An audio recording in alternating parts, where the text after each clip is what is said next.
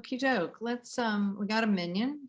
So welcome everybody. I'm Rabbi Devorah Lynn. I think almost everybody knows that by now. And I'm in Washington, DC, and the co-chair with Mirla Goldsmith of Jewish Earth Alliance. And it's great to see you all from all over the country. And this evening is going to be a little like last month was a bit unusual.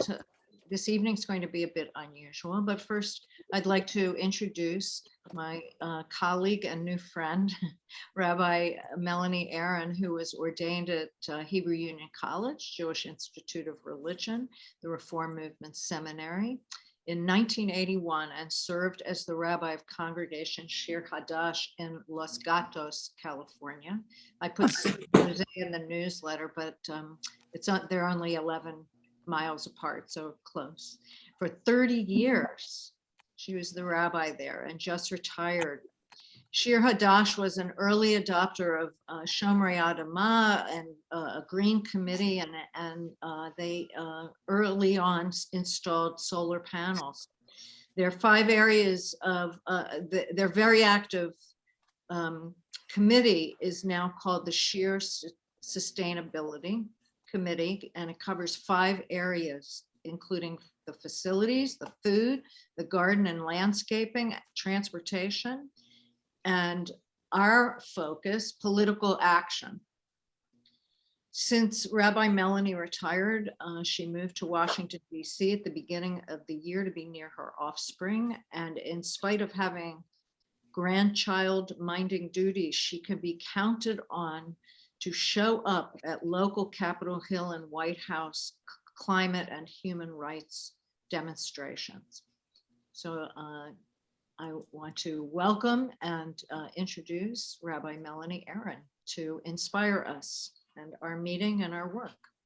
Well, thank you so much for the generous introduction. And I have to say, I am not complaining about the 60-degree weather because my blood is still quite thin from all those years in California. And to me, it's been a little chilly, but I am adjusting and I'm enjoying being able to participate in things that I wasn't always so able to do when I had congregational responsibilities. So I was asked to provide just a little bit of a reflection with which we could start the evening. And I know for me, I become very aware of the cycles of nature at this time of year as it gets dark earlier and earlier. And I don't know if other people also kind of notice that. And it's also getting to be the end of our secular calendar year. And for Jewish Americans, this is sort of a second chance at our aspirations at the new year. At Shir Hadash, we used to do a workshop during Elul, and people wrote down some things that they hoped to do in the new year, and we put them in envelopes and we mailed them out the last week in December, so that when you made your secular New Year resolutions, you could look back and think about what you had been thinking about as the Jewish New Year began. This coming Shabbat, we read a special Torah portion, Parashat Vayechi, and like Chaye Sarah, the life of Sarah, Vayechi, and he lived, is kind of a polite way of speaking about the opposite. So it's a Torah portion and a Haftorah portion, as it happens, that speaks about death. I guess the 2 big deaths are the deaths of Jacob in the Torah portion and of King David in the Haftorah portion.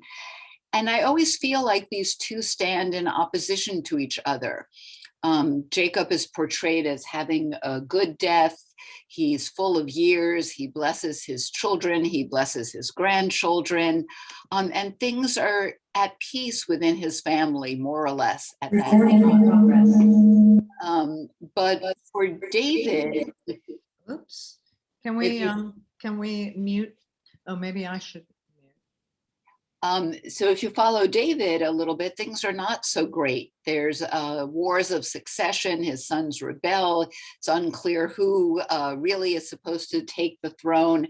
And then on his deathbed, which is the actual Haftarah, he gives instruction to Solomon, and he sounds like a mafioso, a mafia don. Don't let this one go down to natural death, and make sure you reward that one. So we really have two opposite kinds of pictures of both end of life and also the concerns that a person might have. But the middle place to me is Joseph, who also dies in this Torah portion. And at the very, very end of the Torah portion, we have a description of his death. And I'll just provide a little bit. I am about to die. God will surely take notice of you and bring you up from this land, the land that God has promised on oath to Abraham, to Isaac, and to Jacob. When God has taken notice of you, you shall carry my bones up from here. And Joseph was embalmed and placed in a coffin in Egypt. So at the very end of the book of Genesis, Joseph dies. He's not able to do what his father did. He's not able to be buried in the land of Israel with the rest of the family, but he looks forward to a distant future, and he lays a foundation for that future. And that seemed important to me as we either come to the end of the day, or we come to the end of a year, or we begin to think about what our legacy might be, what is most important to us. Perhaps this laying a foundation for the future can be very significant. A poem about the weekly Parsha by Leanne Shamash. And you shall live, and you shall grow, and you shall prosper and multiply as the stars in the sky.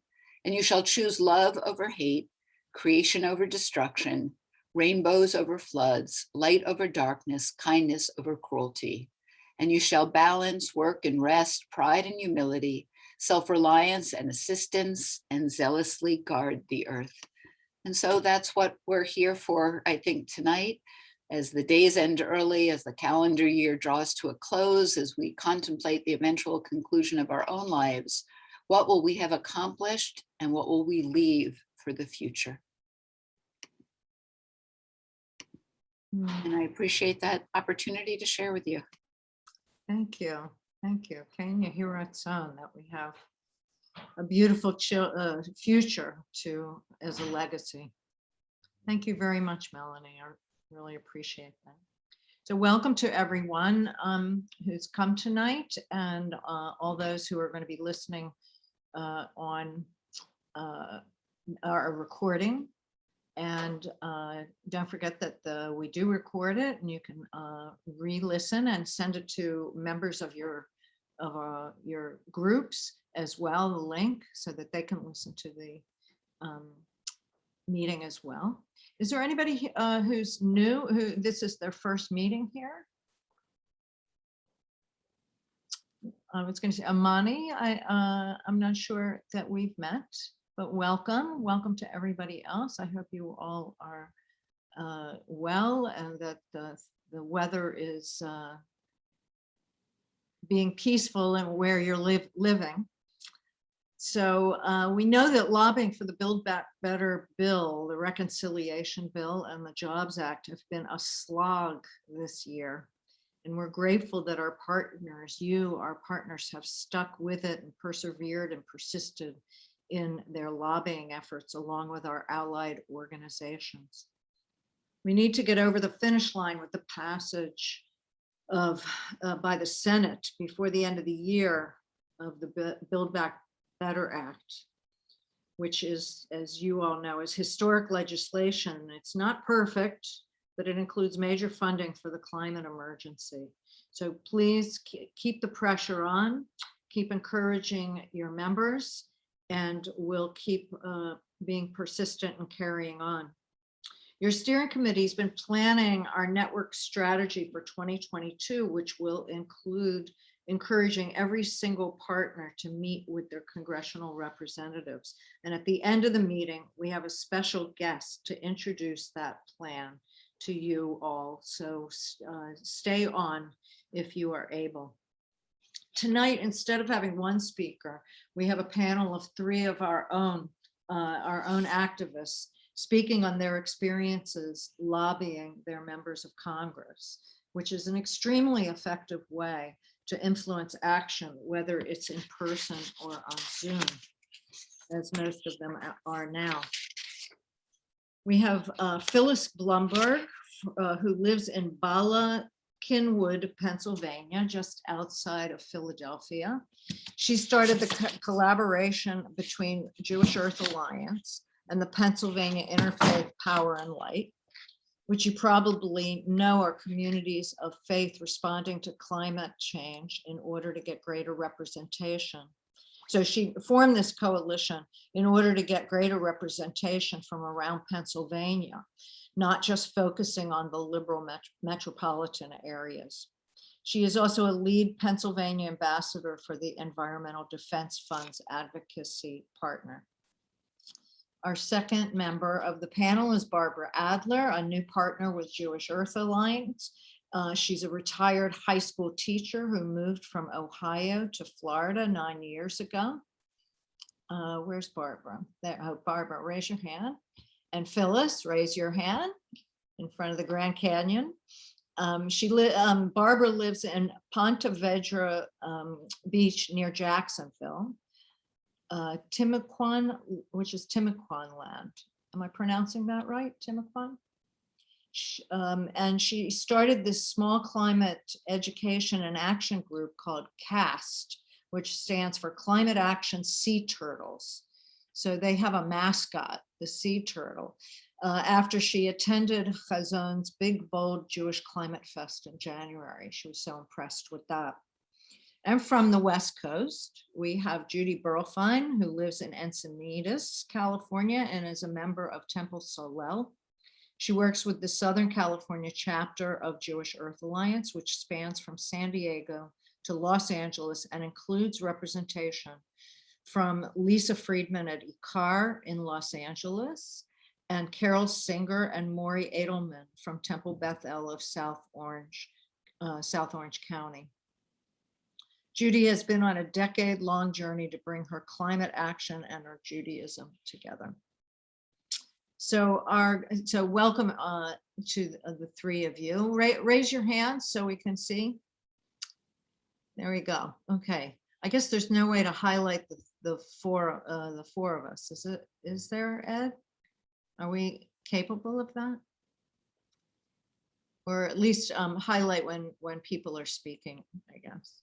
So our goal here tonight is to encourage as many groups out there in the network to make appointments with their members of Congress and make it and to help you make it as accessible and straightforward as possible. And I know several of you here as well have also had meetings with your congressional representatives.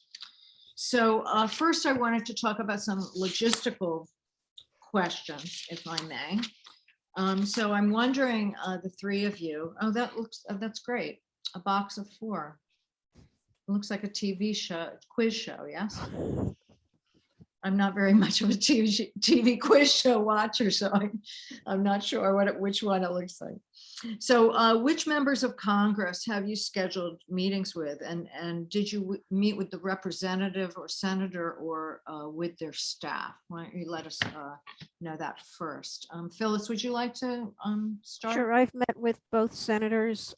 Usually they're representatives, and I've met with my representative and I've met with her staff several times, as well as I've met with her directly. Great. And who are they? Casey and Toomey are my senators, and Madeline Dean is my representative. Right. Right. Okay. And Barbara, would you like to tell us about your meeting? We had a meeting with Senator Rubio's staff, who says he has a portfolio of climate and energy and water resources and agriculture, all sorts of stuff. Okay, but he's a fairly new staff member. He is not the person to whom JEA sends our letters, which we found out afterwards. Oh, got it. And Phyllis, did you talk to staff or to the members of Congress? the representative I spoke to directly, Madeline Dean, but I've spoken to, I've met with her or her staff several times, and I've only met with the staff for the senators, but they were the representatives who are supposedly in charge of environment, and they are the ones that we write to. Sometimes, not always. Right, right. So Barbara, you felt a little bit disappointed that you didn't, that person has such a broad range of topics. Well, we didn't realize how new he was. Oh, how Yeah. it was, Yeah. And Judy, how about yourself? So with Jewish Earth Alliance, we've met with our representative, Mike Levin, Yeah. twice, once with him directly and once with his legislative director. And Got it was my husband and myself. And one time we brought a 16-year-old young woman from our temple, and the other time we brought another person from our temple, and neither of them had ever met with their members of Congress, and that was really nice for them and for us. Oh, great that you included younger people as well. That's a really great experience for them. And right, so Barbara said, oh, and were they, let's see, so you talked with the representative, not their staff. So, right, oh, it was Mark Levin, yeah. With Mike Levin, we had two Mike different meetings, and one was with Levin directly, and one was with his staff. I've also met with him through other climate organizations, so Mm. a little blurry in my mind, but Yeah. and he's So- incredibly supportive, so it's always nice to meet with him. Right. Yeah, so it's great to meet with the representative themselves, but the goal would be to try to figure out the staff, the staff that has either experience or staff that is their portfolio is on environment. So that's very exciting, including other people and including young people. It's great. You can't meet too many times with them. So how were the logistics of the scheduling? Were they complicated or simple, or how did that go, Judy? So with Mike Levin's office, we have a relationship with his legislative director, Jonathan Gilbert. And Mirla had actually met him when we were going in person. He's incredibly responsive. I have met with my previous representative, Daryl Issa, and that couldn't be more different experience. We'd have to email and call 5 or 10 times. So it's going to completely vary on who you're meeting with, if they're Right. responsive or not. And Phyllis, how about you? I wouldn't say it was complicated, or I wouldn't say it was simple. It was more took persistence. To meet with Madeline Dean, she has a scheduling person, and I filled out the form, and she got back to me, and she says, "Oh, great." And then she said, "How about next week?" And then next week became the following week, became the following week, became the following week. And then finally, when she met with us, it was like, "How about tomorrow?" Or "How about 2 days from now?" And I had to run around and find people who were available. And I think that's probably that all of them are so busy at this time because she's usually more responsive. And the senators have a bigger staff. So I think it's easier to make a meeting with the senators, and their aides are more, they probably have more time set aside for meetings, but those meetings are really short, like 10 or 15 minutes, because they're so busy and they're so packed. Right. But the Senate is who we want to focus on in the next couple of, well, as soon as possible, let's put it that way. We need to move the Senate on the Build Back Better Act. So, yeah. And Barbara, how about yourself? Did you find the scheduling difficult? It was complicated. It was similar to Phyllis. I asked for a meeting through Rubio's Jacksonville office, where I used to visit his director, Ashley Cook, every month, and she forwarded it to DC right away. And we got a response right away that they were working on it. And then the next week we were offered a meeting with a staffer, not the one that JEA writes to, but a different staffer. And then nothing, they weren't given, we were offered the opportunity of a meeting, but not the meeting itself. And then finally, Scott Lewis from South Florida forwarded the request through Rubio's Miami office. And 3 minutes later, we heard from the staffer with a day and a time. And one of our members checked the staffer's background and found that he'd worked for the only Republican who had signed off on climate legislation before. So we thought that was a very good good sign. And so we had a rehearsal, and after the rehearsal, I got an email saying, "Oops, we can't do this day. How about the following Friday without a time given?" And so I had 15 people who were coming, and it was sort of, how are you going to, everybody's busy, without a time to say, just drop everything and be ready. That was a little, it was more complicated than we would have liked. Yeah, well, it sounds like they are constantly doing a dance between votes and legislation and all that. So yeah, you have to remain persistent and flexible. Yeah. And, but 15 people, that's a really great turnout. Yes, we Yeah. did. And we had, so we're a little group from, most of us are from Northeast Florida, but we had someone from Gainesville. We had a couple of people from South Florida who were interested in being on the call. So it was, the logistics were such that I had thought it would be Zoom, but it wasn't. It was a conference call with audio only. So we had a Zoom set up so that we could see each other and know who to call on. And the staffer was very generous with his time. The meeting lasted almost 40 minutes. Our Zoom lasted about an hour and a half, with time beforehand and time afterwards. It was, we all felt pretty good. Yeah, that's a lot of time. That's really great. And yeah, it's always it can be who you know to get in. So pull in all of your connections to make these appointments is a good lesson. And Phyllis, how many people did you have you been having on your calls? Well, I'm blurring all of the meetings that I've had. Yeah.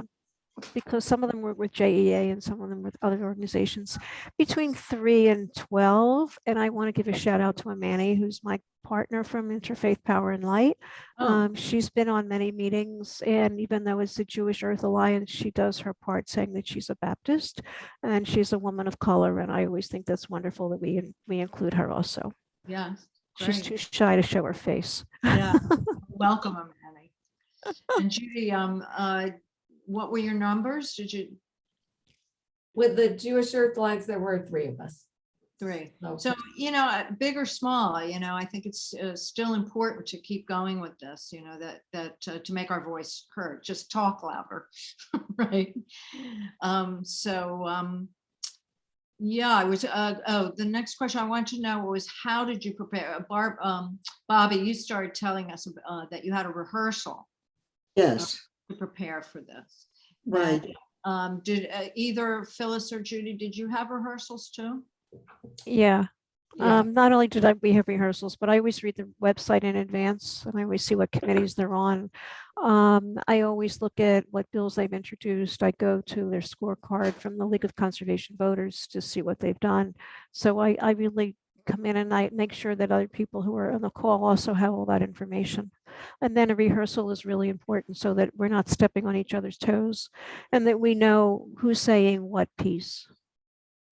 Good, great. Yeah, I agree. And also, both of the number 3 people in our meetings have never been in meetings before with members of Congress.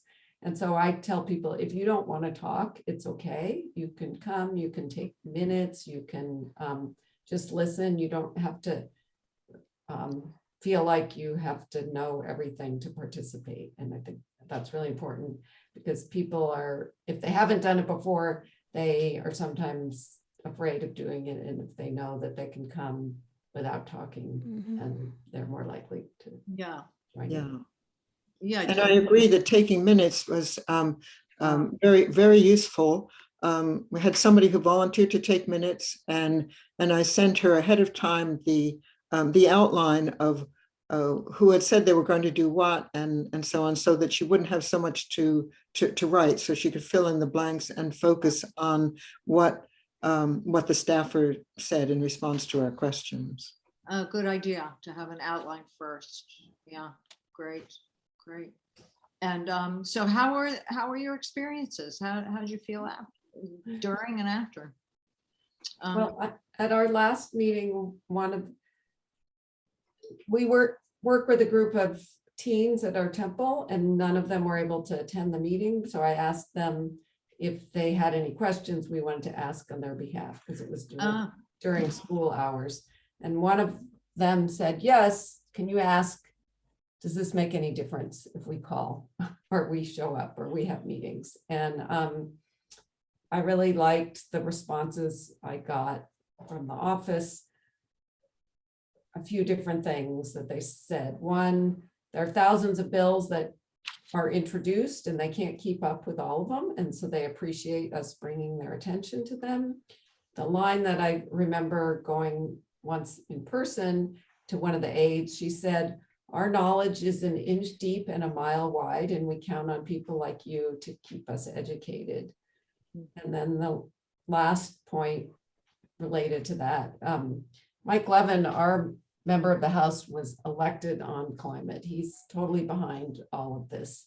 But even still, he said it's helpful to know that we have his back, that he can say, you know, this many of my constituents care about this. When he talks to his colleagues, he can have that information in his back pocket. So even though it feels repetitive and redundant, like we've said it all before, they were appreciative that we keep coming.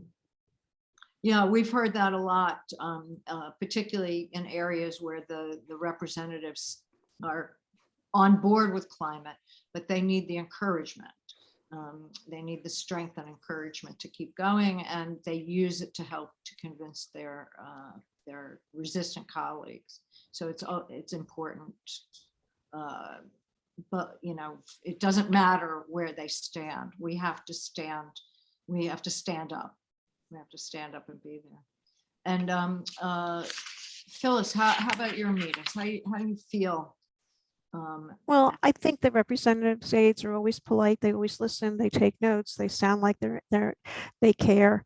But I'm quite sure that Toomey's aide doesn't really care very much about this stuff, and he would rather be meeting with some lobbyist. I just have that feeling about him. But they're always very polite, and we always, you know, send them our reports afterwards. I think it was Bobby who said they met with somebody who was very new to this. I've encountered that also. They give you the most junior member of the office who's probably been there 3 weeks, and they're supposedly on environment, and they really don't know very much about it. And that's a real disappointment, but I see it as an educational opportunity that you really talk to them as much as possible. And I also wonder, are they answering the phones? You know, what's their real job? Do they give you more time, do you think? No. No. No, it's usually last minute substitution, or somebody called in sick that day, or we had, you know, a conflict or whatever. So no. Yeah.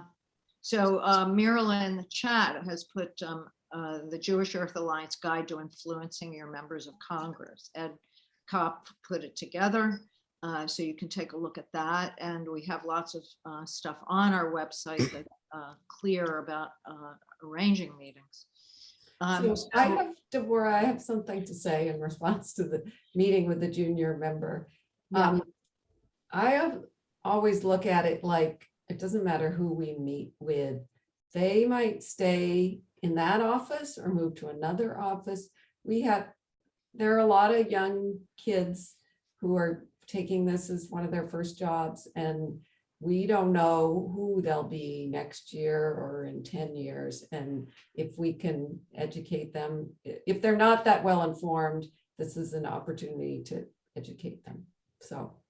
Yes, one of the things that we thought was positive point. with us, we had a one of our members is trained to do an En-ROADS presentation. That's the global climate simulator, and she asked him, would he be interested? You know, this MIT Global Climate Fund thing to play around with. She asked, would he be interested in learning more? And he knew what it was. And he said, yes, he would be interested. However, when she followed up, nothing happened. So, but at least he knew what, you know, he seemed conversant with some of the language. Yeah. Yeah. So over in the chat, let's see, Elliot Rabin says meeting with constituents is the lifeblood of political life. It's very true, whether it's in the district or on Capitol Hill. And Amani says that the Environmental Defense Fund is hosting a meeting with Senator Haywood on Thursday, and there's an RSVP there. So, so what do you think was your best question? Anybody want to volunteer that? Well, sure. Go Judy. When we met with Mike Levin, he talked and talked and talked and talked and talked. And then finally we said to him, what area of business should we be focusing on to make a real difference? And he gave us a one-word answer. He said, finance. So it was interesting. It's interesting that he was like so sure of that he didn't even need to talk a lot about it, even though everything else he rambled about. So that was interesting. And then his aide was there, Jonathan was there. He said, Jonathan, do you agree? And Jonathan, yes. Yeah. Follow the money. Follow the money. Yeah. And Bobby, did you have a so we had a couple of questions. You know, one question, we were all over the place. You know, there were about 4 speakers and everybody had something else to say. She was talking about the moral responsibility to protect health and political will and carbon sequestration. And you could tell she's been on a lot of calls from Citizens Climate Lobby and others.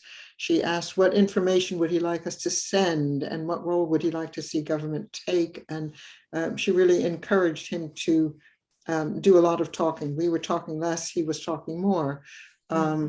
And we asked about specific policies that a majority of Republicans as well as Democrats favor and what would he support?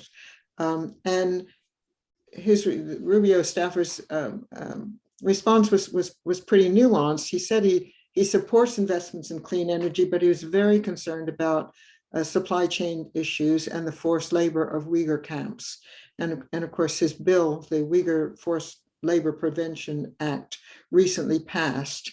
And I'm not sure if he is hiding behind that as a way to bash China, you know, but it is valid, you know, it's definitely valid. Okay. You know, there were no indication of human agency in climate change. You know, he was talking about replenishing the corals, growing the mangoes, you know, the dunes and all that stuff, and that overseas behaviors are causing environmental harm. They're doing it. We're not doing it, you know, no acknowledgement that we are doing it. You know? Yeah. Did you have a best question, Phyllis? I had a similar type of reaction when we were speaking to our non-climate change supporter, non-climate supporter senator. We asked the aide what area of the environment or sustainability was particularly of interest to them, to the aide, and he told us that he was particularly, and he came from coal country, and he was particularly interested in abandoned coal mines. And so that was an area that we could talk to him about, because that's certainly been, that was in the bipartisan bill, and it's also in the Build Back Better. And then when we said, what area is the senator particularly interested in, and he wasn't really able to say anything about that. because I guess they hadn't really spoken about it, but maybe it was a topic for conversation. And then my other best question, this was a private meeting that just 3 of us had with Madeline Dean. We're neighbors and we talk about her and we talk about things a lot. And we one time said we were quite disappointed in her. We were just talking among ourselves. We were disappointed in her that she says she's a champion of the environment, but she doesn't really appear that way. It's not on her website. She doesn't introduce bills. So we made, that was the appointment that was like weeks and weeks to get. But at any rate, we said to her, if you're a champion of the environment and climate, why have you never introduced any climate legislation? And the aide said, because she's not on the right committees. She's on the committees that if she introduces any of this, it would just die. It needs to be somebody who's on the right committees. So she has to work behind the scenes in order to do this. And that was really helpful to us because we realized that it can't say these things because if she introduces a bill and she's not on the committee, it's going to die. And it also gave us insight into the work that she's doing behind the scenes.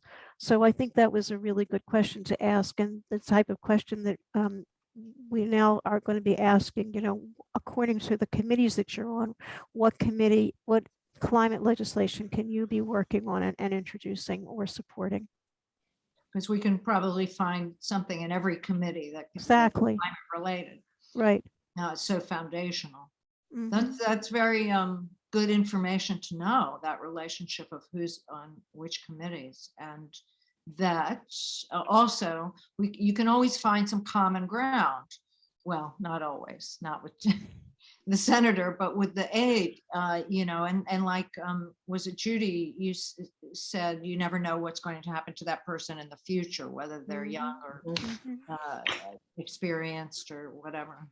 Yeah, good. Great. So challenges, do you want to give us some insight on something that you would like to have a redo or that was challenging? That would be some helpful information. Our challenge was that Connor didn't respond to our follow-ups. There were at least 5 of us who sent thank yous, including 2 people who had identified themselves as Republicans and said that climate was had become one of their top issues, and they looked forward to working with, to developing a relationship. And he didn't respond to anybody. And so I thought we should have perhaps pushed to have a meeting with the staffer with whom JEA already has a relationship. Okay, the climate staffer. And you also mentioned that one of the people who came didn't speak as they had. Oh, that was all. That I don't really want to was hang the out the stuff. dirty laundry, but that's an important challenge. So What we do had you a during the rehearsal. One of the strong Republicans said, "I'm a Republican, and this year I've learned so much from this group, and now climate has become one of my top issues. It might even influence my vote." I said, can you say that? She said, "Yes, I can." And then she didn't, she gave a question about education or something that is not, it really changed. Went off the rails. Yeah. Yeah. And you said that it would have been good to have a script, a written script. To make sure that she knew what she had said and what we hoped that she would repeat. Right. Yeah. Great. Thanks for that. Even with a script, they don't necessarily stay with the script. No. Well, this was her first lobby meeting. Yeah. Yeah. Well, keep encouraging her. It's good to have her remain on there. Judy, do you have any insights or tips on challenges that you had? Well, I guess it goes along with Bobby. I was in a meeting once where we brought, when Daryl Issa, Republican, was still our House member, we brought several business people because we thought it's very similar to Bobby's situation. We thought they would resonate more with him. And then once we got in there, they kind of thought this was an opportunity for them to go off on their own thing with the House members. Yeah. So bringing people in from the outside can be very tricky. Yeah, yeah, that happens, and it's good to have someone who's a good manager who will, you know, divert it, because some people can really take it and run with it. And Phyllis, did you have any Challenges? challenges? It's very hard to get aides to commit to getting a senator's commitment to something. So they're not going to say, yes, I will ask the senator to do this, or yes, I think the senator will vote for such and such. And you walk away from the meeting saying, did we have any impact at all? Exactly. Right. Right. Do you think following it up or asking them what can we do? Yeah, we can send information, but we get the exact same reaction that Bobby get. You get, it's a one-way communication after that. Right, right. Oh, I meant to ask, did any of you put a Jewish flavor? Oh, yes, yes, yes, yes. So we were meeting at the end of August. And so we had a cantorial soloist who introduced the month of Elul. And then we had a shofar blower from Gainesville who was wonderful.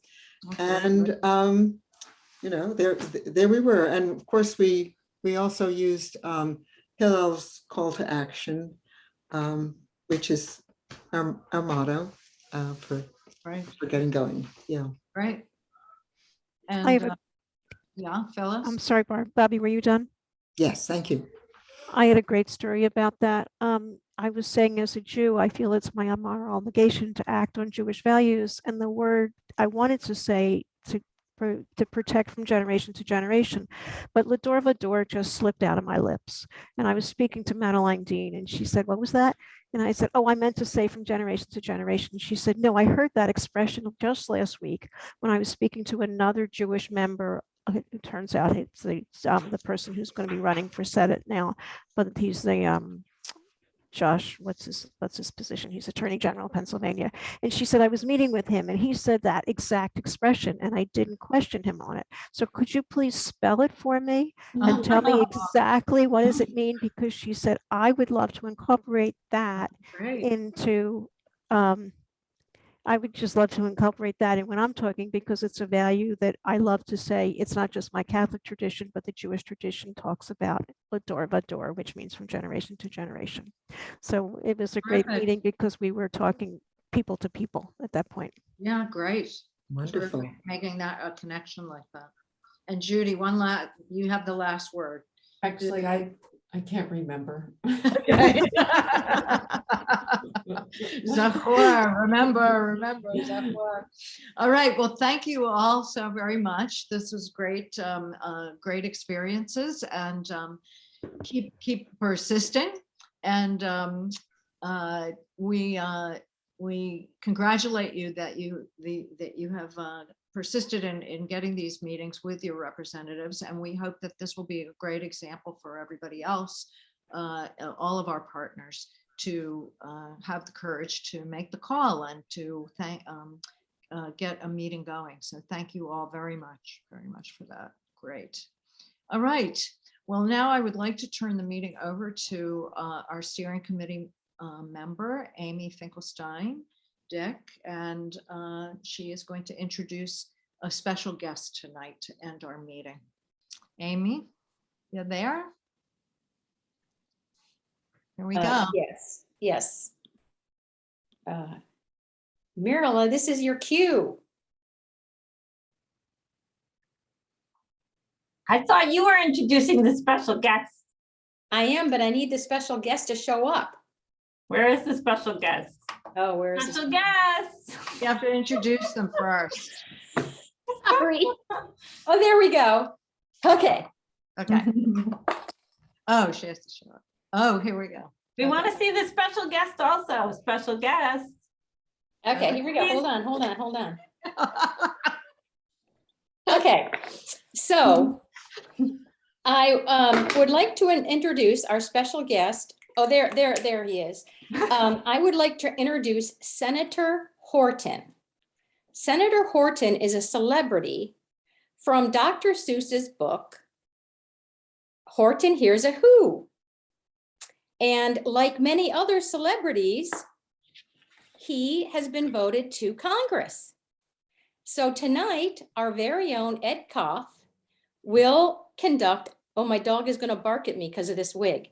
Tonight, we would like to have our very own Ed Koff conduct a sample lobbying session with Senator Horton. So please welcome the senator and our very own Ed Koff.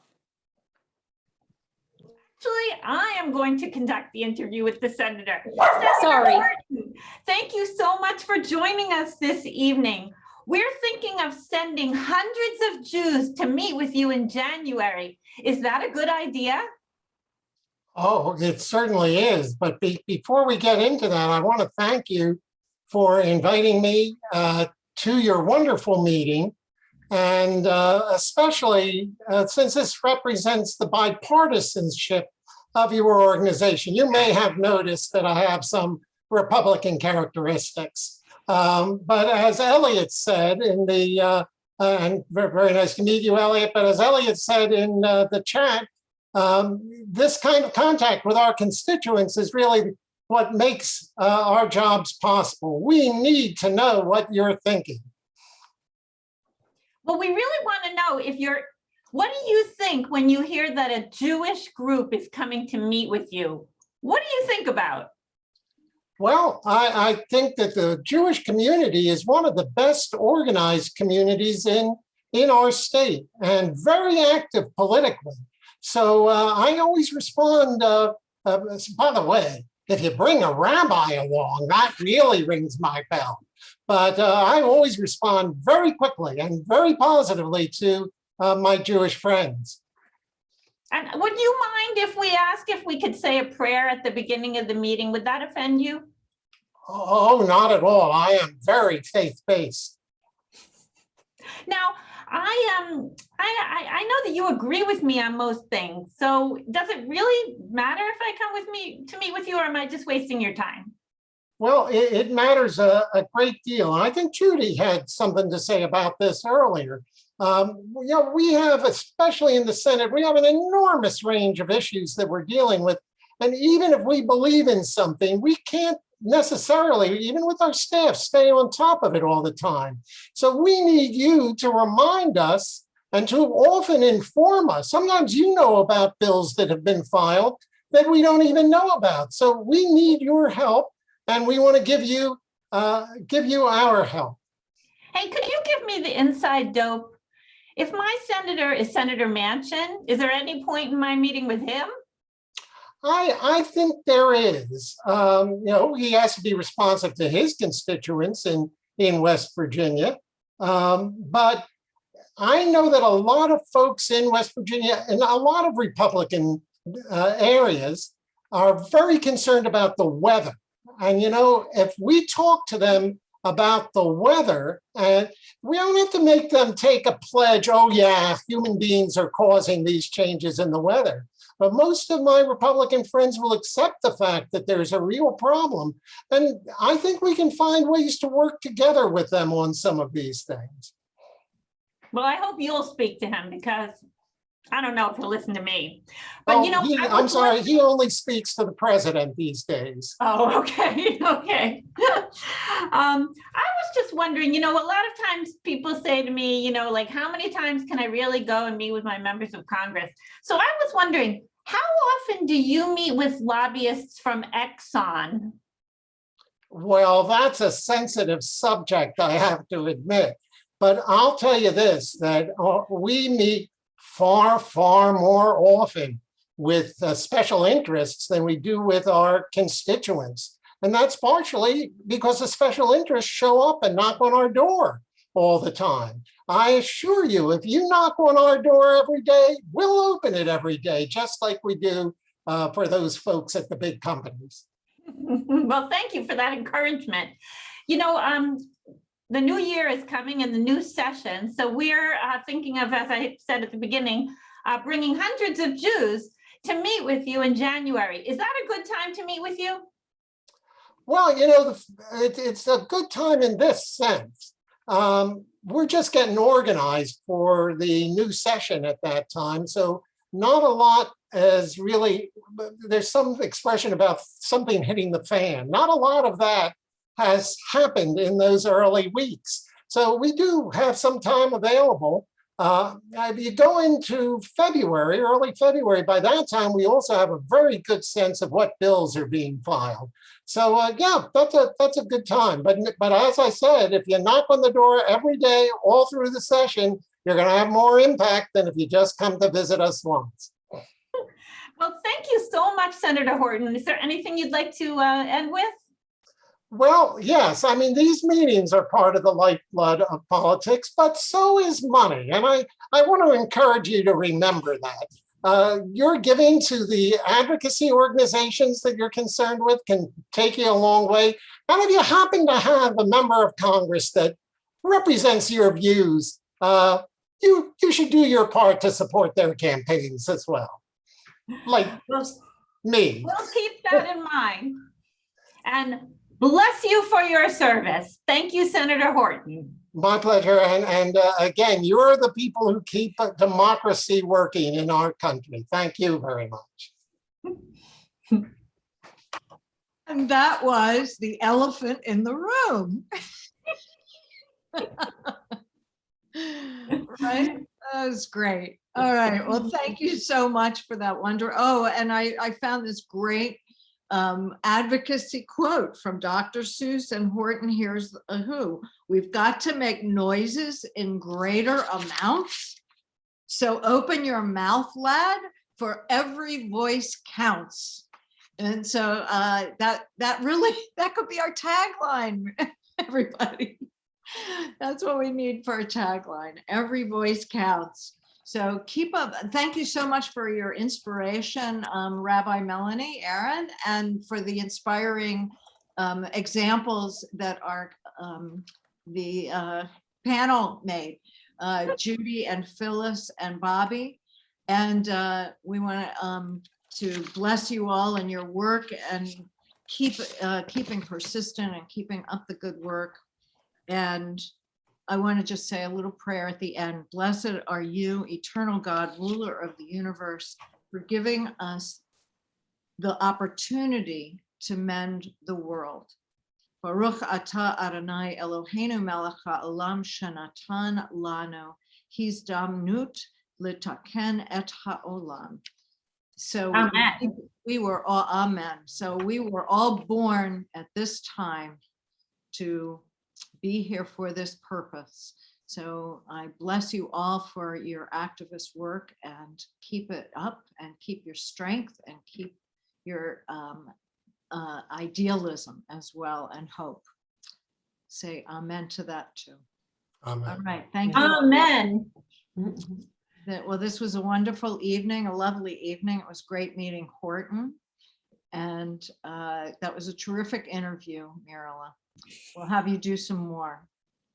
Maybe Eeyore will show up. Eeyore the donkey will show up next week, right? There we go. All right. Thank you for leading us, Devorah. And if anyone wants to stay on to chat, I'll be here.